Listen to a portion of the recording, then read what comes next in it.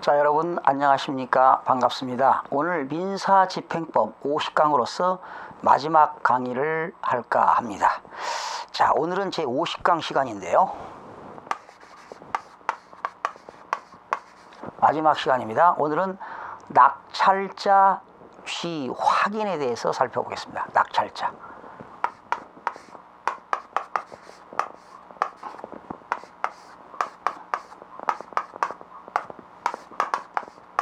낙찰자, 낙찰을 받은 거지요. 낙찰자 지위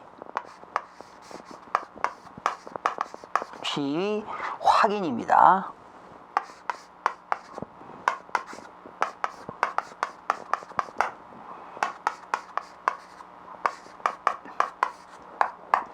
낙찰자 지위 확인에 대해서 판례를 한번 살펴보겠습니다. 자, 우선 판례를 보시기 전에 518쪽입니다. 이게 지금 517쪽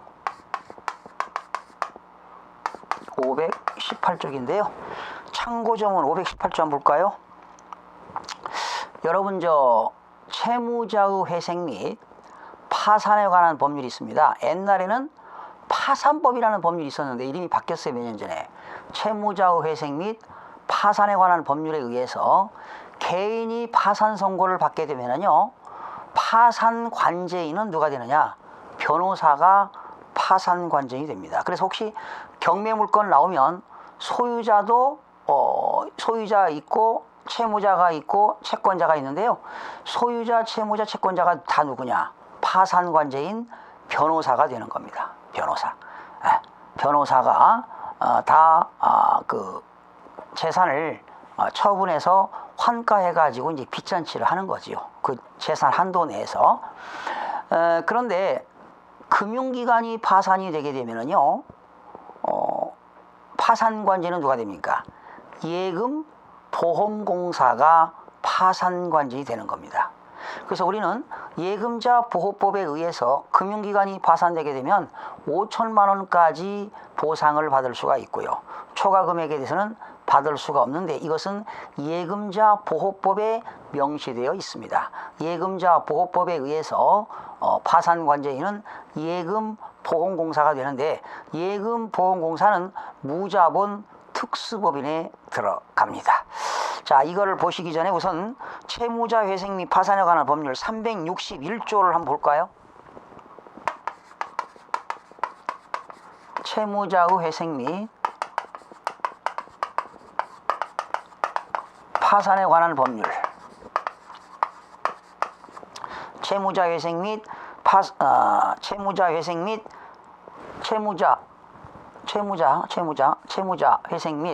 채무자 회생 및 파산에 관한 법률 361조 파산관제인의 의무가 나옵니다. 361조가 파산관제인의 의무.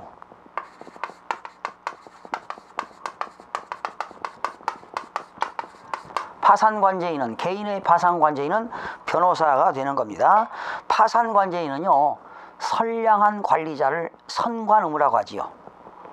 선량한 관리자의 주의로 직무를 행해야 된다. 그렇죠. 선량한 관리자 의무, 선관 의무를 가지고 그런 파산관제인의 의무를 다해야 된다. 파산관제인은요, 주의를 게을리할 때는 주의를 게을리해 가지고 이해 관계인들에게 손해를 배상할 책임도 있습니다. 이 경우 주의를 게을리한 파산관제인이 여럿 있을 때는 연대하여 손해를 배상할 책임도 집니다. 자, 그 채무자 회생 및 파산에 관한 법률에 의해서 496조가 환가 처분입니다. 그죠? 팔아야 될 거 아닙니까? 환가, 돈으로 바꿔서 채권자들에게 배당을 하고 청산할 거 아니겠습니까? 그래서 환가 방법은 어떻게 하느냐? 민사집행법에 의해서 환가 방법을 정한 권리 환가는 민사집행법에 따른다. 주로 민사집행법에 의해서는 경매로 이루어지죠. 법원 경매로 이루어지는데 이런 파산관제인이 법원에다가 경매를 신청해서 할 때는 형식적 경매에 들어갑니다. 의무경매가 되겠죠. 2항입니다. 1항 규정에 불구하고 파산관제인은 환가를 할 때 법원의 허가를 받아야 됩니다. 법원의 허가를 받아가지고 그 파산관제인이 그 채무자, 소유자의 영업, 양도 등 다른 방법으로 환가할 수 있다. 영업을 뭐 양도할 수도 있고, 부동산 같은 것은 형식적 경매를 통해서, 법원을 통해서 민사집행법에 의해서 경매로 진행되는 경우가 있습니다. 또한 파산관제인은 그 성실한 의무를 해야 되겠죠. 게을리했을 때는 이해관계인에게 손해배상을 책임할 의무가 있겠고요. 또 민법 103조는 반사회적 질서행위의 법률행위인데 선량한 풍속 기타 사회질서 위반한 사항을 내용으로 하는 법률행위는 뭘로 한다? 무효로 한다. 그러니까 파산관제인 변호사가 그런 법률행위를 할 때 반사회적인 질서를 위반할 때는 그 법률행위는 무효로 한다는 거죠. 그 다음에 민사집행법 113조 민사집행법입니다. 민사집행법 113조는 매수신청의 보증이죠.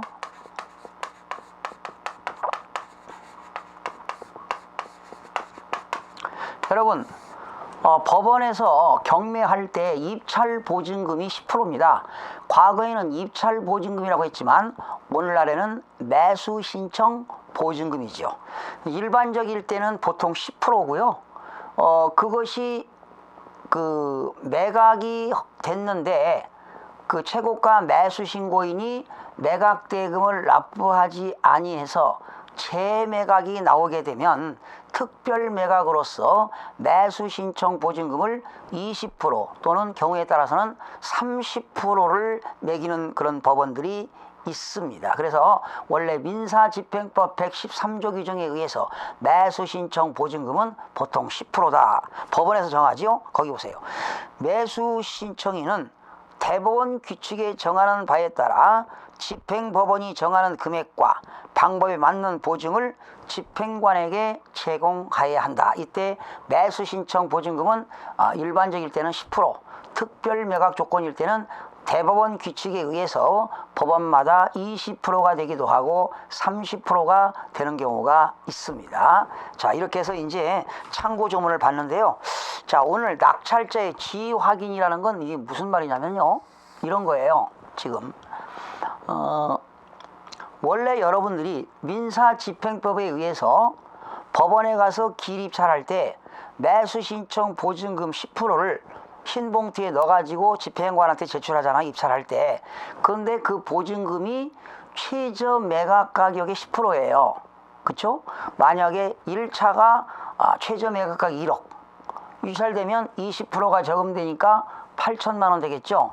그 8천만 원에 10%면 800만 원을 매수신청 보증금을 내야 됩니다. 그러니까 입찰보증금, 매수신청 보증금은 최저 매각 가격의 10%를 내야 되는데 지금 이 파산관제인이 법원에다가 형식적 경매를 그 의무매각을 해가지고 형식적 경매가 이루어졌는데 매수신청 보증금이 800만 원을 내야 되는데 낙찰자가 뭐 예를 들어서 700만 원 넣었다. 100만 원짜리 수표 한 장이 부족해서 700만 원만 넣게 되면 일반적인 길 입찰할 때 무효 처리합니다. 집행관은. 그런데 지금 이거는 그 파산관제인이 의무매각을 통해서 채무자 회색 및 파산에 관한 법률에 의해서 지금 형식적 경매를 할 때 입찰 보증금이 부족해서 그 다음 날 납부 처리한 것을 그런 낙찰자의 지위를 확인인데요. 입찰 보증금이 부족하면 원래는 무효 처리하는데 파산관제인이 이 물건에 대해서 의무매각할 때 보증금이 부족한 것을 다음 날 부족분을 메꾼 사례에 대해서 인정했다는 겁니다. 그러니까 파산관제인이 민법 113조 규정에 의해서 반사회적인 질서의 법률 행위를 위반했다고 보지 않기 때문에 법원에서는 이걸 받아들인 겁니다. 또한 법원에서는 파산관제인이 환가 방법은 반드시 법원으로부터 허가를 받아가지고 영업을 양도 등 이런 다른 방법으로 환가할 수가 있는데 파산관제인에게 어떤 손을 들어준 그런 판례가 되겠습니다. 그러니까 낙찰자의 지위를 확인, 그 말은 낙찰자가 매수 신청 보증금이 10%에 미달한 건데 그 다음 날 아침에 불입해서 매각 허가 결정이 떨어진 그러한 판례가 되겠습니다. 자, 517쪽 그 판시사항 한번 보시겠습니다. 채무자 회생 및 파산에 관한 법률 496조 2항에 정한 파산관제인의 환가 방법에 의무매각이 포함되는지 포함된다는 겁니다. 파산관제인이 파산재단에 속하는 부동산, 그러니까 파산관제인이 파산재단이라는 것은 그 채무자의 모든 재산을 이제 파산관제인이 처분하는 겁니다. 파산재단에 속하는 부동산을 경쟁 입찰 방식에 의해 매각하면서 파산관제인이 경쟁 입찰 방식에 의한 매각하면서 입찰 당시 입찰 공고에 정한 금액에 미달하는, 그러니까 입찰 공고에 보증금을 얼마를 매겼죠. 입찰 공고에 정한 금액에 미달하는 입찰 보증금만을 납부한 최고 금액 입찰자를 낙찰자로 결정한 후에 다음 날 입찰 보증금을 추가 납부받아 매매 계약을 체결하고 파산 법원에 허가를 받은 사안입니다. 법원에서 허가를 받았습니다. 이 입찰 및 매매 계약은 채무자 회생 및 파산에 관한 법률 496조 2항에서 정한 의무매각에 해당하므로 입찰 보증금 납입 하자에 관한 민사집행법 규정의 위 입찰에 적용하지 않고, 그러니까 민사집행법 규정에 의한 입찰 보증금에 적용하지 않고 낙찰자가 나머지 입찰 보증금을 납입한 이상 위 입찰 보증금 납입 하자가 입찰 절차의 공정성이 현저히 침해될 정도로 중대한 경우라고 볼 수 없다고 본 원심의 판단이 정당하다고 한 판례가 되겠습니다. 그러니까 파산관제인이 파산재단에 있는 부동산을 경쟁 입찰 방식에 의하여 매각하면서 그 입찰 보증금이 지금 미달됐잖아요. 낙찰자가 그때 추가로 납부받아 가지고 매매 계약을 체결해 가지고 파산법원에 허가를 받은 그런 사안을 그 파산관제인이 어떤 공정성이나 공공성을 침해했다고 볼 수가 없어서 침해할 정도로 중대한 경우라고 볼 수 없다고 본 원심이 판단이 정당하다고 판단한 그런 판례가 되겠습니다. 판결 요지 보시겠습니다. 파산관제인은 파산재단에 속하는 부동산 등의 환가를 위하여 민사집행법에 따라 이른바 형식적 경매 절차를 신청하거나, 자, 형식적 경매는 의무경매에 해당하지요. 채무자 회생 및 파산에 관한 법률, 법원 허가를 얻어 영업, 양도 등 다른 방법으로 환가를 실시할 수 있고, 후자의 방법에 의한 환가에는 의무 매각도 당연히 포함되는데 파산관제인이 법원 허가를 받아 의무 매각하는 경우에는 그 환가의 방법, 시기, 매각 절차, 매수 상대방의 선정 등 구체적 사항은 파산관제인 자신이 권한과 책무에 따라 선량한 관리자의 주의를 다하여 적절히 선택할 수 있다. 파산관제인이 파산법원의 허가를 얻어 파산재단에 속하는 부동산을 경쟁 입찰 방식에 의한 매각하기로 하여 그 입찰 기일에 최고 금액으로 입찰한 자를 낙찰자로 결정하였는데, 그 낙찰자가 입찰 당시 입찰 공고에 정한 입찰 금액의 10%에 해당하는 금액이 아닌 최저 매각 금액의 10%에 해당하는 입찰 보증금만을 납부하였으나, 그러니까 입찰 공고할 때 입찰 금액의 10%를 금액을 쓰라고 그랬는데, 이 사람이 최저 매각 금액의 10%에 해당하는 입찰 보증금만을 납부하였으나 파산 관제인이 그 다음 날 입찰 보증금을 추가 납부받은 다음 낙찰자와 매매계약을 체결하고 파산 법원으로부터 매매계약에 관한 허가를 받은 사안에서 이 입찰 매매계약은 채무자 회생 및 파산에 관한 법률 규정에 의한 의무매각에 해당하므로 입찰 보증금 납입에 관한 하자가 있으면 경매 절차를 무효로 하는 민사집행법 규정은 이 입찰에 적용되지 않고, 이 입찰 공고에 정한 입찰 보증금 납입 규정은 매매계약 체결 및 이행을 담보하기 위한 것으로 낙찰자가 나머지 입찰 보증금을 납입함으로써 그 목적이 달성된 이상 이 입찰 절차상의 입찰 보증금 납입에 관한 하자가 입찰 절차의 공공성과 공정성이 현저히 침해될 정도로 중대한 경우라고 볼 수 없으며, 파산관제인이 이 매매계약 체결 행위가 선량한 풍속, 기타 사회질서에 반하는 행위라고 보기도 어렵다고 본 원심의 판단이 정당하다고 한 사례가 되겠습니다. 자, 제가 다시 한번 좀 추가 보충 설명을 해드리도록 하겠습니다. 우리가 보통 매수신청 보증금을 민사집행법에 의해서 10%를 넣어야 되는데, 1원이라도 부족하면 집행관은 무효 처리합니다. 그런데 지금 이 사안은 보증금이 최저가가 8천인데 그러면 10%면 얼마입니까? 800만 원 돼야 되겠죠. 이게 민사집행법에 의한 경매라면. 그런데 이거는 지금 그 파산관제인이 별도로 이 부동산에 대해서 입찰 공고를 한 거예요.